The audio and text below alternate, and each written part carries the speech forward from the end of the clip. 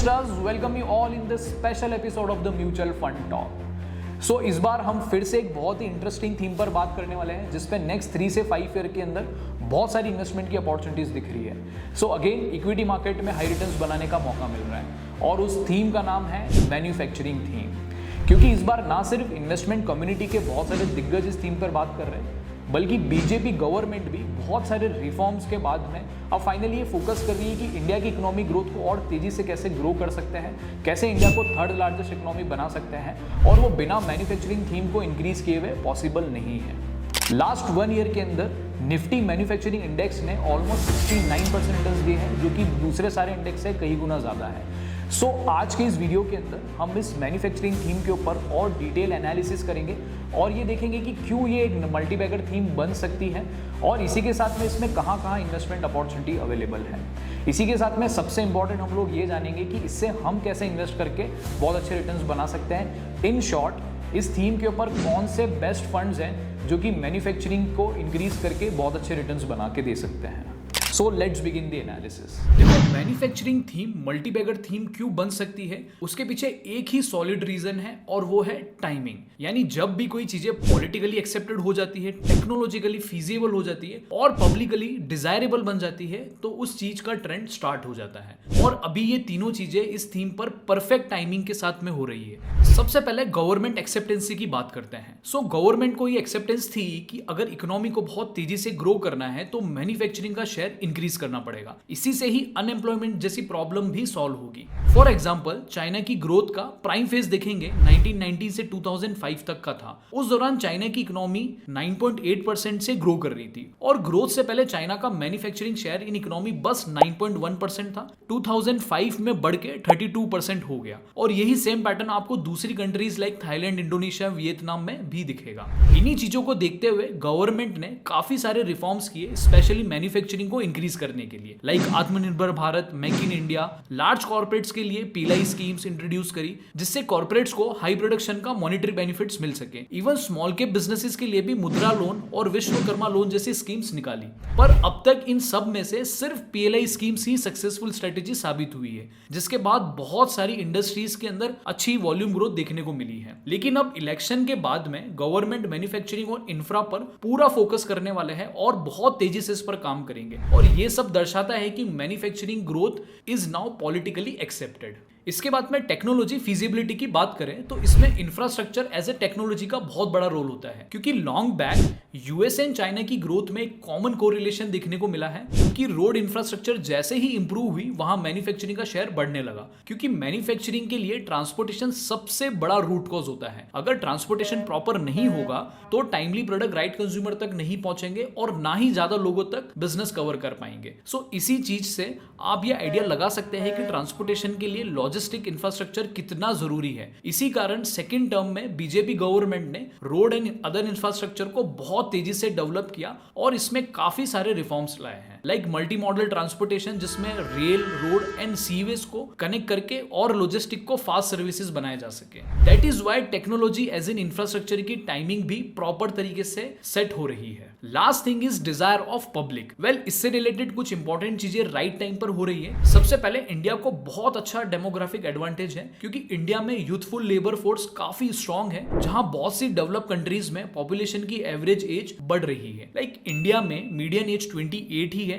लेकिन यूएसए में 38 हो चुकी है और चाइना में 39। इसके अलावा हम $2000 पर कैपिटा क्लब में भी एंटर कर चुके हैं, यानी ऑन एन एवरेज पर पर्सन सालाना 1.5 से 1.6 लाख रुपीस अर्न कर रहे हैं। वेल, इससे डिस्क्रिशनरी कंजम्पशन राइज होता है। In simple terms, other than daily use items like luxury things, gadgets, cars, bike etcetera, इसी के साथ ही रियल एस्टेट डिमांड भी और तेजी से ग्रो होती है। वेल, जब डिस्क्रिशनरी डिमांड राइज होती है, उससे अल्टीमेटली मैन्युफैक्चरिंग सेक्टर ही बहुत तेजी से ग्रो करता है। सो इन शॉर्ट, ये सब चीजों की टाइमिंग एक साथ होने से अच्छा खासा कंफर्मेशन मिल रहा है कि manufacturing theme next multi bagger theme बन सकती है। इन सब के अलावा और भी काफी सारे फैक्टर्स हैं, लाइक चाइना +1 एक्सेट्रा। नेक्स्ट, अब ये देखते हैं कि मैन्युफैक्चरिंग सेक्टर कितना बड़ा है और इसमें कहां इन्वेस्टमेंट की अपॉर्चुनिटीज है। वेल, इसके लिए बेसिक वैल्यू चेन को समझते हैं। तो सबसे पहले बेसिक मटेरियल्स का एक्सट्रैक्शन होता है, फिर उसके बाद में उन मटेरियल से फिनिश रॉ मटेरियल्स बनते हैं और लास्टली रॉ मटेरियल से फिनिश्ड गुड्स बनते हैं for final consumption. So manufacturing में ये 3 स्टेजेस आती है और इन्हीं से रिलेटेड डिफरेंट इंडस्ट्रीज होती है।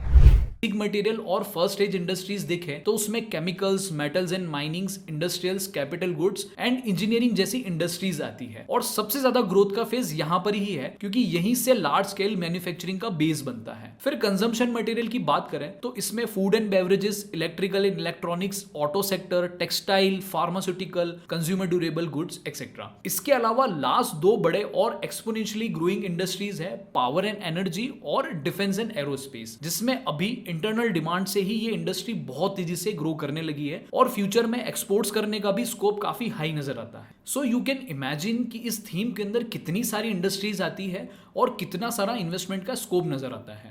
अगर इस प्रोमिसिंग थीम पर नेक्स्ट 5 से 10 ईयर्स के लिए पैसा बनाना है तो इसके लिए सबसे पहले उन फंड्स को आइडेंटिफाई करना पड़ेगा जो अपना पैसा मैन्युफैक्चरिंग सेक्टर्स की बेस्ट कंपनीज में लगा रखा है और एक्टिवली उनको मैनेज कर रहे हैं। सो इसके लिए हम लोगों ने 3 डिफरेंट स्ट्रेटेजीज पर 3 डिफरेंट बेस्ट फंड्स निकाले हैं। पहला लॉन्ग टर्म इन्वेस्टिंग, दूसरा growth style of investing and last active and aggressive portfolio strategy for high returns. So सबसे पहला फंड है आईसीआईसीआई प्रू मैन्युफैक्चरिंग फंड।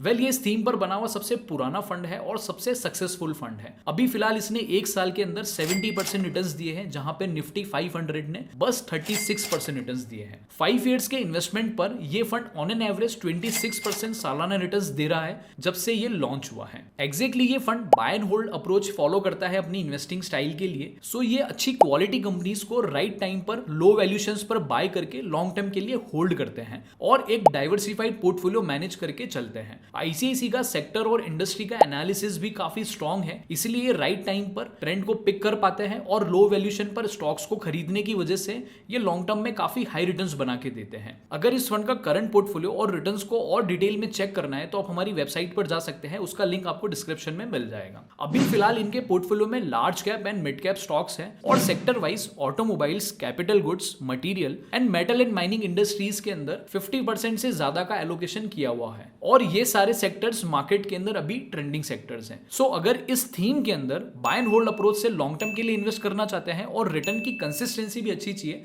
तो उसके लिए ये फंड बेस्ट है। पर नेक्स्ट 2 फंड्स दूसरी इन्वेस्टिंग स्टाइल फॉलो करते हैं जिनके रिटर्न्स भी काफी अमेजिंग है। नेक्स्ट फंड है एक्सिस का मैन्युफैक्चरिंग फंड, जो कि अभी रिसेंटली ही लॉन्च हुआ है और लॉन्च होते ही इसने 3 मंथ्स के अंदर 11% रिटर्न्स दिए हैं, जबकि सेम पीरियड में निफ्टी ने बस 2% रिटर्न्स ही दिए हैं।